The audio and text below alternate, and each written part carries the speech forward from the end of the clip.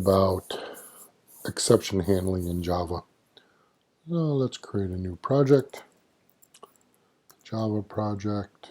Give it a main. We'll call it exceptions. All right, so we got a main. Now there's two types of exceptions. Runtime exceptions and checked exceptions. Runtime exceptions you don't have to code for. You can your code will compile and run, and if they happen, they happen. Kind of prevalent thinking is there a bug in your code. And here's an example of a runtime exception. All right, let's create an array, int array, int, I'll call it numbers, array equals, not sure I'm doing this right, 1, 2, 4. Yeah, okay. And then if we do for loop, well, let's just do this. System sysout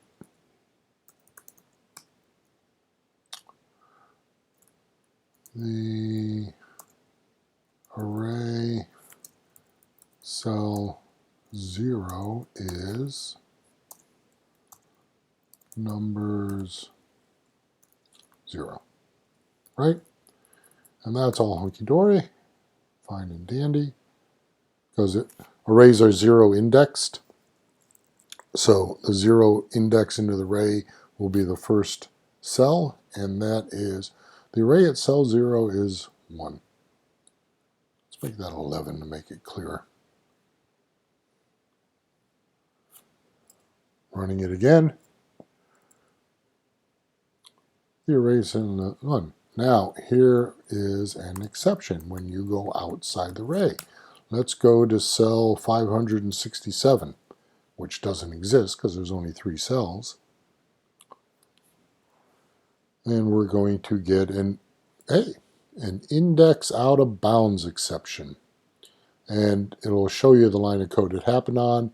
In main.java line 8, if I click on this, it moves the focus to line 8 of main.java. And that is a runtime exception. And that's a bug in my code. I should have checked the length of the array and not gone beyond it. Runtime exception. Now, other than runtime exceptions, there are things that are called checked, like CHECKED, checked, like you're checking it off. Checked exceptions you do have to deal with or let somebody else deal with. So let's do this. Let's call a method here. Let's call a method that says create file. Okay. And let's make it a private method to this class. Private static void create file. Okay. Boom, boom, boom, boom. Now, let's ask the user for input and create the file. All right, so let's create a scanner. Scanner equals new scanner system in. Okay. And then let's do sysout enter file name. Okay. And instead of print line, which prints out the text and then creates new line, let's just do print without the ln so it stays on that line. And let's do this. Let's say, okay, file equals new file, and let's do scanner dot next line.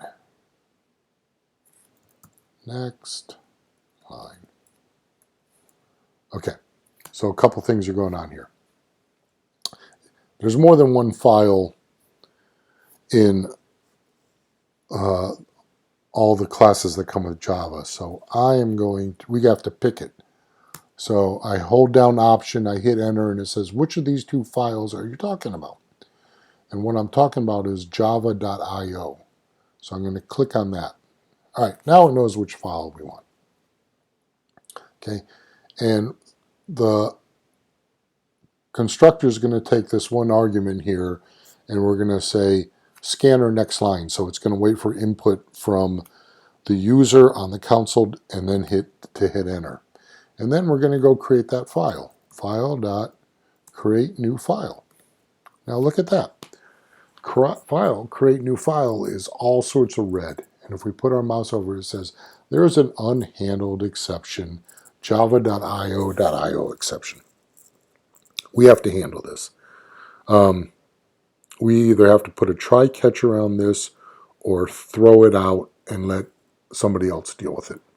So let's start by putting a try catch around this. We're going to click on the light bulb here. No, don't want that.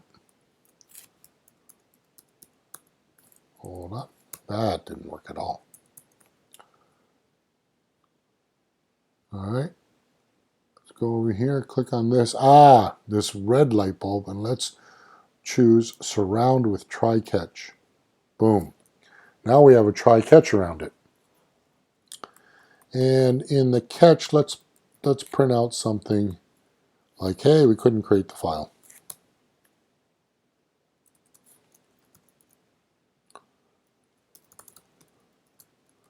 Could not create a file. Okay. And we shall run it. Run main. It's running, and it's saying enter the file name. I'm going to click here, and I'm going to say the file name is ABC. And if we expand this, we'll see that we created a file ABC right there. That wasn't there before. Let me delete that and run it again. Delete that file. Or I could have just run it again and gave it a different name. It's running again. Enter the file name XYZ. And there's an XYZ file that got created. That's all great, but what if the user does something bad, like enter the file name, and I'm not going to put in anything, I'm just going to hit enter. So I'm not going to give it a file name, and that's a problem for your computer. It can't create a file without a file name. Enter, and there's it went into the catch, an IO exception was thrown, and in the catch we put out this nice string that said, could not create the file. All right, that's cool. Let's say we don't put a try catch around here. It won't compile, so what are we going to do? Our other choice, boom, is, if I click on this red light bulb, is add exception to method signature. There it is. So this throws IO exception got added to the method signature. That says, hey, if you call this method, it may or may not throw an IO exception, but you got to be ready for it. So now up here on line 8, this went red. This call says, hey, you either got to catch this exception or you got to throw it. All right? So let's just keep throwing it. Let's say, okay, I'm not going to deal with it either. I'm going to throw it out. And now main says, I'm going to throw the exception. So if we run this, and we give it a no name, we'll see that, hey, here's the exception track. We don't get our nice message in our catch that said there's a problem. We get this stack trace from the JVM, from the Java Virtual Machine, that said, hey, nobody took care of this exception. All I'm going to do is print the stack trace and exit the program. And that is what we do to deal with exceptions. Now, what is very important is the finally clause. So I'm going to go back to this, and I want to I'm going to surround it with a try catch, but I'm also going to add a finally. All right, now let's change our catch to say something nice. Sysout could not create the file. And in the finally, sysout, I'm going to say now in finally. All right, and I'm going to run this with a good and bad. I'm going to put in GHI, and it says created the file GHI, and the finally ran. I'm going to run it again, and I'm going to put nothing in, and notice how it went into the catch that said I couldn't create the file, but it still went into the finally. Finally is guaranteed to run, and that's where you clean up, because it's always guaranteed to run.